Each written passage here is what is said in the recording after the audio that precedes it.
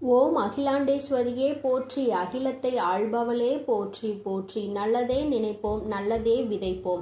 அம்மன் அருள்வாக்கு குழந்தைகளுக்கு இந்த அம்மன் தாயின் ஆசீர்வாதங்கள் எப்பொழுதுமே முழுமையாக நாளை உனக்கு வரவிருக்கின்ற ஒரு மிகப்பெரிய ஆபத்தில் இருந்து உன்னை காப்பாற்றுவதற்காக இன்று இந்த வராகி உனக்கான எச்சரிக்கை வாக்கினை கொண்டு ஓடோடி வந்திருக்கின்றேன். நமக்கு அப்படி யாரால் ஆபத்து ஏற்பட்டு விட போகிறது என்று நீ நினைக்கின்றாயா? இல்லை, நிச்சயமாக அம்மா சொல்வது உண்மைதான், நமக்கு ஆபத்து நெருங்கி கொண்டிருப்பது உண்மைதான் என்று நினைக்கின்றாயா? எதற்காக நான் இப்படி கேட்கின்றேன் தெரியுமா? இந்த வராகி உன்னிடத்தில் ஒரு கேள்வி கேட்கின்றேன் என்றால் அதில் 1000 காரணங்கள் இருக்கும் என்பதனை நீ புரிந்து கொள்ள வேண்டும். ஏனென்றால் அம்மா எதற்காக இப்படி சொல்கின்றாள் என்று நீ சிந்திப்பாய். ஆனால் உனக்கு யார் மீதும் சந்தேகம் இல்லை என்று அர்த்தம். யாராலும் உன் வாழ்க்கையில் எந்த பிரச்சனைகளும் இல்லை என்று அர்த்தம். அதே நேரத்தில் என் குழந்தைக்கு உண்மைதான் என்று நினைப்பாயானால் நிச்சயமாக உன்னை சுற்றி ஏதோ ஒரு சூழ்ச்சி ஒருவரால் நடந்து கொண்டிருப்பதை நீயும் கணித்து கொண்டுதான் இருக்கின்றாய் என்று அர்த்தம். என் பிள்ளையே, நான் சொல்கின்ற இந்த நபர் உன்னுடைய வாழ்க்கையில் சில நாட்களுக்கு முன்பே எந்த தொடர்பும் இல்லாமல் பிரிந்த ஒரு உறவு. அத்தனை நெருக்கமான உறவு என்றும் சொல்லிவிட முடியாது. ஆனால் என்னவோ அந்த உறவிற்கு உன்னுடைய வாழ்க்கையை பற்றிய அதிகமான கவலை. என்ன கவலை தெரியுமா? நீ நல்லபடியாக இருந்துவிடக் கூடாது என்பது மட்டும்தான். நன்றாக இருக்க வேண்டும் என்று நினைப்பதற்கு தான் ஆளில்லையே. எல்லோரும் வாழ்க்கையில் கஷ்டப்பட வேண்டும் என்று நினைக்கின்ற மனிதர்கள் தானே சுற்றி சுற்றி வந்து கொண்டிருக்கின்றார்கள். அப்படி இருக்கும் பொழுது என் குழந்தையே, உன்னுடைய வாழ்க்கையில் உனக்கு இத்தனை பெரிய காயத்தை கொடுக்க நினைத்தவர் யாராக இருக்க முடியும்? எத்தனை பேரை பற்றி இப்பொழுது யோசித்து இருப்பாய் என்று ஒருவர் நம்மிடம் தவறாக பேசினாரே, அவராக இருக்குமோ என்று ஒருவர் நம்மை சற்று முறைத்து பார்த்தார்களே, அவர்களாக இருக்குமோ என்று என் பிள்ளை நீண்ட நாட்களுக்கு முன்பு நம் உறவை துண்டித்து சென்றார்களே, அவர்களாக இருக்குமோ என்று நான் உனக்கு இப்பொழுது தெளிவாக சொல்லிவிடுகின்றேன்.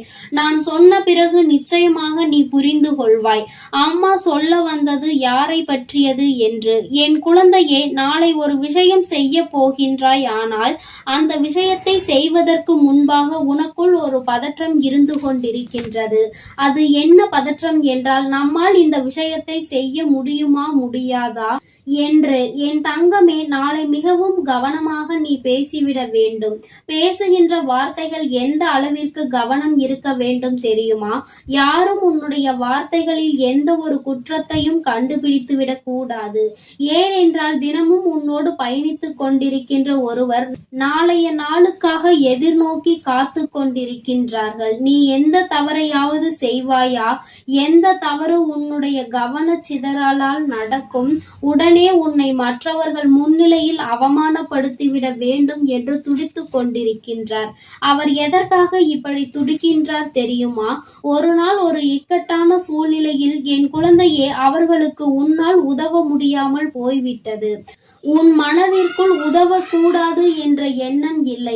ஆனால் அந்த சூழ்நிலை அந்த நேரத்தில் அப்படி மாறிவிட்டது.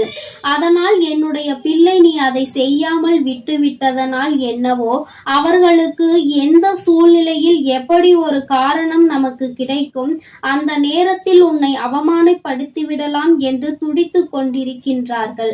அவர்கள் உன்னை அவமானப்படுத்த துடிப்பது சாதாரணமாக அல்ல. எந்த அளவிற்கு உன் வாழ்க்கையில் உன்னை கண்ணீர் சிந்த வைக்க முடியுமோ அந்த அளவிற்கு உன்னை கண்ணீர் சிந்த வைத்துவிட வேண்டும் என்றல்லவா அவர் நினைக்கின்றார். என் பிள்ளையே, இந்த காலகட்டம் நீ மிகவும் கவனமாக இருக்க வேண்டிய காலகட்டம். எங்கிருந்து யாரால் ஆபத்து வரும் என்று தெரியாத காலகட்டம் அல்லவா? யாருக்குமே இங்கு யார் மீதும் இரக்கம் வருவதில்லை. எதற்காகவும் விட்டு கொடுத்து செல்ல வேண்டும் என்ற எண்ணம் இருப்பதில்லை. எல்லோருக்கும் சுயநலம், தன்னுடைய தன்னுடைய சுயநலத்தை மட்டுமே எல்லோருக்கும் தன்னுடைய மனதில் வைத்து கொண்டு இருக்கின்றார்கள். இப்படி இருக்கின்ற இந்த நேரத்தில் என்னுடைய பிள்ளை, நீ உன்னுடைய வாழ்க்கையில் இது போன்ற மனிதர்களை எல்லாம் சற்று கவனமாக கையாள வேண்டும்.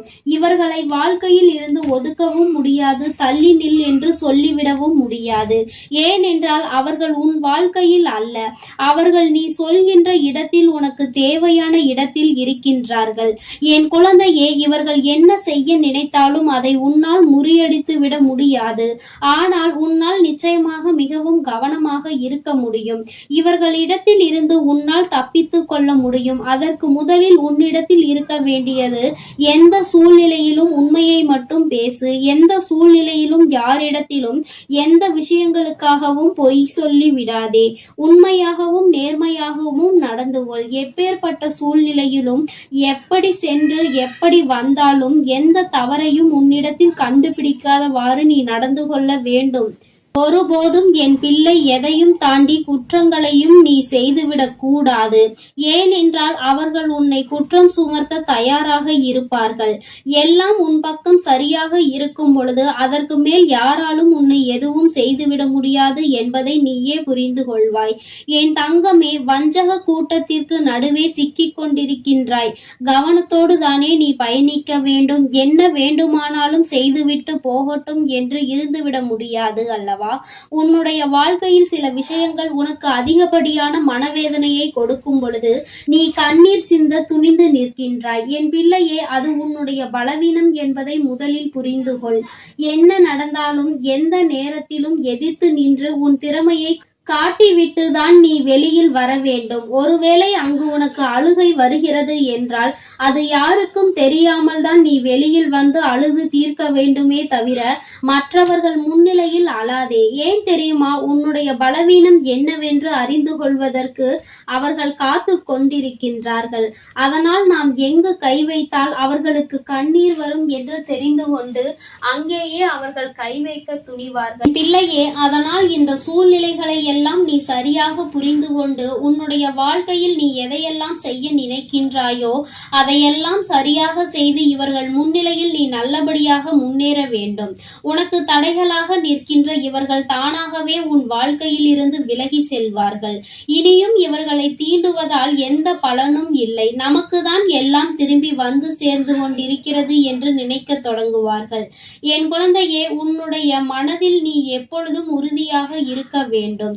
உன்னுடைய வாழ்க்கையில் ஏற்பட்டிருக்கின்ற சில மாற்றங்களினால் நீ சில காலமாகவே உன்னுடைய வாழ்க்கையில் எல்லாவற்றையும் பெற்றுக்கொண்டதாக ஒரு உணர்வை உணர்ந்து கொண்டிருக்கின்றாய். தெய்வத்தின் அன்பு உனக்கு முழுமையாக கிடைத்து விட்டது, உன்னால் உணர முடிகின்றது. அப்படி இருக்கும் பொழுது எப்பேற்பட்ட கஷ்டத்திலும் என் குழந்தை, உன்னுடைய பலவீனத்தை மற்றவர்களிடத்தில் வெளிப்படுத்தி விடாதே என்றுதான் உன் அம்மா மீண்டும் மீண்டும் உன்னிடத்தில் சொல்லிக் கொண்டே இருக்கின்றேன். என் தங்கமே, உன்னுடைய அழுகையானது நிச்சயமாக அடுத்தவர்களுக்கு சந்தோஷத்தை கொடுத்துவிடக் கூடாது. நீ மற்றவர்கள் முன்னிலையில் எப்பொழுதும் உன்னுடைய அழுகையை வெளிக்காட்டி கொள்ளாமல் தனியாக இருக்கும் பொழுது அதை பற்றி சிந்தித்து பார். எந்த சூழ்நிலையிலும் நீ கம்பீரமாக நிற்கும் பொழுது உன்னை பார்த்து அவர்கள் பயப்படத்தான் செய்வார்கள். உனக்கு ஒரு விஷயத்தை செய்ய வேண்டும் என்றால் அவர்கள் நிச்சயமாக மனதிற்குள் பதற்றத்தை எடுத்துக் கொள்வார்கள். என் தங்கமே, நாளை உன்னை நோக்கி வருகின்ற இந்த ஆபத்தில் இருந்து உன்னை நீ காத்து கொள்ள வேண்டும் என்றால் நீ சுறுசுறுப்பாக இருக்க வேண்டும். எந்த கட்டத்திலும் உன்னுடைய மனதில் இருந்து தேவையில்லாத சிந்தனைகளை வெளியில் வந்துவிடக் கூடாது. உன்னை பற்றி தவறாக புரிந்து கொண்டதற்காக அவர்கள்தான் வருத்தப்பட்டு நிற்க வேண்டுமே தவிர ஒரு நாளும் என் பிள்ளை நீ வருத்தப்பட வேண்டிய சூழ்நிலை வந்து விடாது. நீ ஏதோ ஒரு காரணத்தினால் உதவி செய்யாமல் போயிருக்கலாமே தவிர மற்றபடி உதவிகளை யாருக்கும் வழங்கக்கூடாது என்று நீ நினைக்கின்ற குழந்தை அல்ல.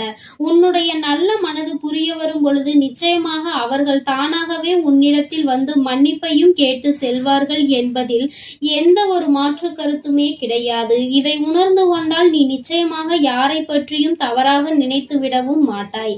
என் அன்பு குழந்தையே, அதனால் நீ எதற்காகவும் கலங்காதே. இந்த வராகி அம்மாவினுடைய ஆசீர்வாதங்கள் உனக்கு எப்பொழுதும் முழுமையாக இருக்கும். என் தங்கமே, நீ எதற்காகவும் கலங்காதே, எதை நினைத்தும் வருந்தாதே. நீ நல்லதையே நினைத்தால் உன் வாழ்வில் எல்லாம் உனக்கு எப்பொழுதும் நல்லதாக மட்டுமே நடக்கும். என் அன்பு பிள்ளைக்கு இந்த அம்மன் தாயின் அன்பும் ஆசீர்வாதமும் முழுமையாக கிடைக்கும். ஓம் அகிலாண்டேஸ்வரியே போற்றி, அகிலத்தை ஆள்பவளே போற்றி போற்றி.